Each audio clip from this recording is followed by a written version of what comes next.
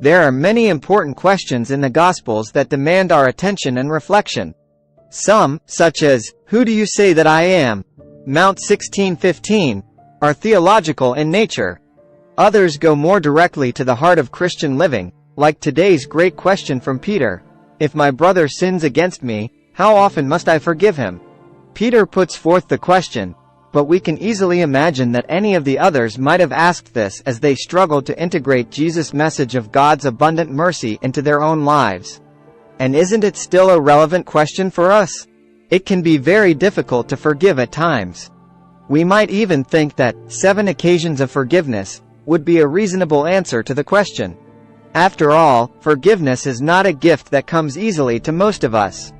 We struggle to forgive, especially if we have to forgive someone who has hurt us or one we love. To many, it can seem like a moral weakness, and to others an unintended approval of the offending action. It's a dilemma that even people of belief must struggle with.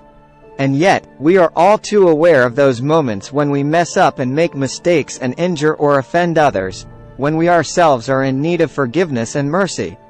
Jesus answers Peter by telling the parable of the unforgiving servant, content to receive forgiveness for his own debt, a euphemism for sin. This servant is unwilling to share that same forgiveness with another. He behaves with arrogance, ingratitude, and an unfortunate lack of common sense. Jesus' words are a not-so-gentle prod to not be like that servant. Like love, forgiveness is best shared and given away.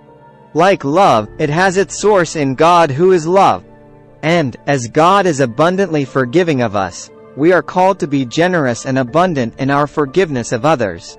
Yes, it's a challenge, but one to which, with grace and the example of Christ, we can all rise.